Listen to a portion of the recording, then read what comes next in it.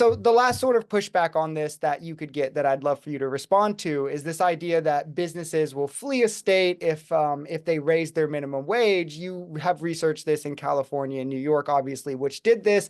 Did you see this mass exodus of businesses? No, we didn't find any exodus.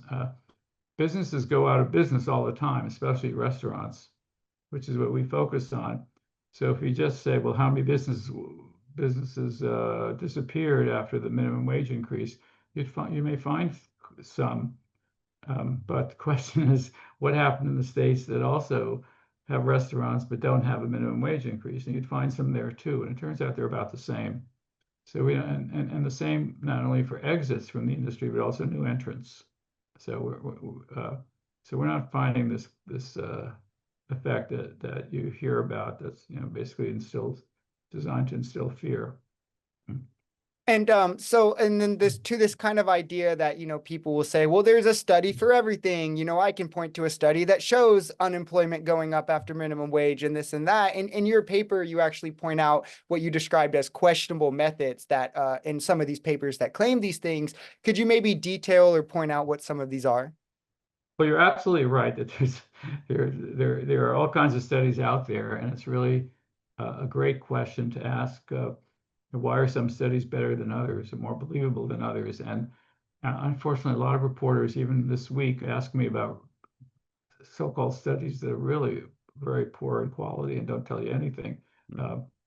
So what I do is I follow, most economists follow scientific method. What that means, first of all, we're not looking at anecdotes that individual restaurants tell you. We're looking at more objective data. And secondly, we want to look at what the industry was like before the policy and then what it was like after.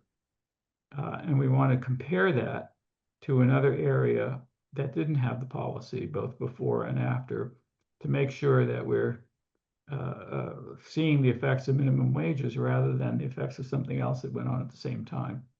Like for example, in California, restaurant business is much less seasonal than it is in, say, Minnesota or Michigan, states that have really cold winters. So if you don't control for seasonality, you're really picking up the effect of the minimum wage. You're only looking at a couple of seasons of the year. So basically, this is a lot like elementary school science, where I remember in science lab, we had these iron filings and we'd put some on a piece of paper and then we'd run a magnet underneath it and the filings would follow where the magnet went. Well, that's cause and effect. What we add to that is we would also put, say, paper filings on top of the paper, and then use the magnet and see, oh, then the paper filings moved. So that's our kind of control group. And then we want to make sure that they also, the treatment and control group are similar before the policy. It's just like, well, if you're doing a clinical study of the effect of a clinical trial of the effect of a medication, you want to be sure that one group isn't sicker than the other, so that you're actually going to be picking up the effect of the medication. They want them to be essentially similarly healthy before, so we do that too. And a lot of studies don't do any of those things. There's more to talk about, but those are the main things that help you just to distinguish a careful study, a scientific study, from one that's really looking for the answers rather than seeing what Oh, answers come up. Yeah. yeah, especially I'm sure, in checking the journal and peer review, making sure there's peer review and all these other, Yeah. like there's tons of things to point out, I'm sure. You Yeah. also do work with something that is called a bold economic program for America that includes things like increased funding to social programs. It includes like this gradual increase in the minimum wage, like we discussed. Could you kind of lay out how this program sort of takes form, the timeline, the implementation, that kind of thing? Yeah, sure. So this is something I developed with a couple of other economists. We started about a year ago when Democrats especially were moaning about the fact that they were terrible at messaging compared to Republicans, and that's why they lost the election. But then they would follow that, would say, well, okay, we need to improve our messaging, but what's our message? They couldn't seem to agree on a message. For some people it was we're just against Trump, or we're for democracy, or we need Medicare for all. Somebody else it was it could have been we need to deregulate zoning so that more housing can be built.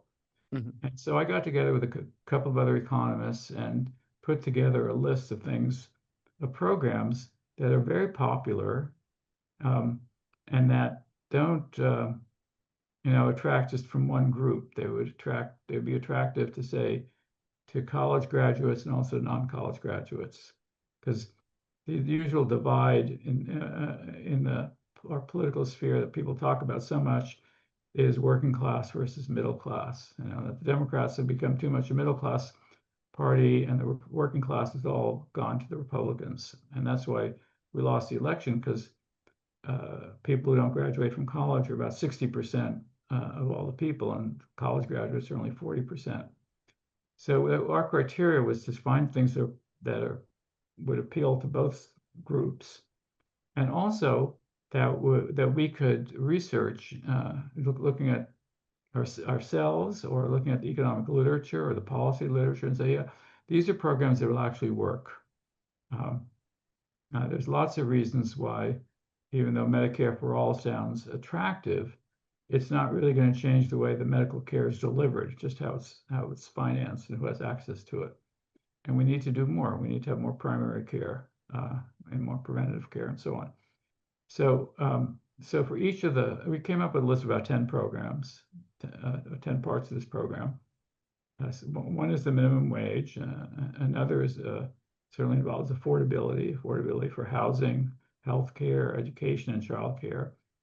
Others involve immigration reform and tariffs, and we also were told early on, if we're going to have a program that's really helpful to policymakers, we need to cost out how much each of the components will take in money, federal money. And that was harder. That took us more time. We weren't planning on that, but it was worth doing. And then we have a fair tax program to pay for it all.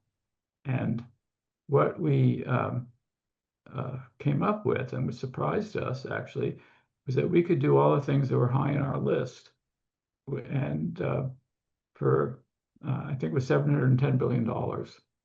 That seems like a lot of money. It is a lot of money, but it's actually only 2%, a little over 2% of GDP, 2% of the economy. And we could do all that. In other words, without people are always saying, oh, we can't do all these programs because it'll bankrupt the welfare state and so on, or we have a deficit and we have to repay the government debt and so on. But we could do all those things for actually a smaller amount of money. And so that's my big current project. And then, yeah, I mean, I go on rants all the time on my channel about how Republicans are more than willing to spend more than that on our deficit on, tax cuts for the wealthy and things like Right. that. Why then, and you kind of touched on it in that, but why then do you think this is so important for a sort of political realignment for Democrats to adopt these kind of, if not obviously the exact program, but these sort of core principles and policies that you guys put forth? Well, we're talking about kitchen table issues, and they're immensely popular. We've seen that since we put this program together. We've seen it in, I think, 5 elections now. Mayor of New York, the governorships of New Jersey and Maryland, and more recently the Senate primary in Texas, and the Senate primary in Illinois. And all of them, affordability is a big issue.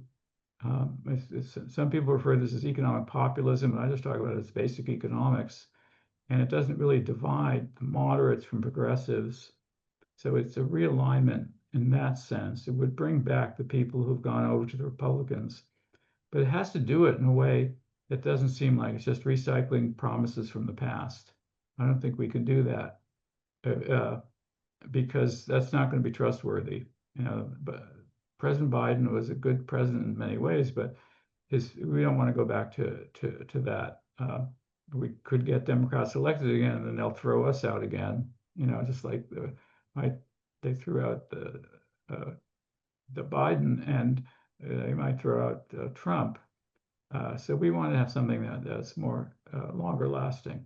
And as I say, we know will work, and will work in a short amount of time, so that it's not just a lot of promises. People have so little trust in government because politicians are making these broad promises. And we saw our jobs to show how you could actually put dollar figures on these things and pay for them. And then I think that relieves a lot of the fear that people have that this is never going to happen. Yeah, and so before I let you go, I don't know if you want to shout out like your website, if you have any work coming out or anything, I always like to give people the floor to kind of, give some Uh-huh. self-promotion at the end. Oh, great. Okay. Yeah. So I'm the chair of the Center on Wage and Employment Dynamics at UC Berkeley, and we have a website, and a lot of my work is featured there, and people can look there for it. I would love to get comments, especially on this bold economic program, because we're going to revise it based on the feedback we've been getting for the last 6 months. So, Awesome. Yeah, and I'll definitely, for anyone interested, I'll have a link for both of those things, the website you listed, and then also the Bold Economic Program if people do want to leave those comments, because I mean, it sounds like a really good program. I think people should check it out. I want to thank you again for taking the time to speak with us, and maybe in the future we could have you back on. thank you, Brandon. This it was a good conversation. Glad Awesome. to have And it. Okay. awesome. I hope you enjoy the rest of your week, my friend.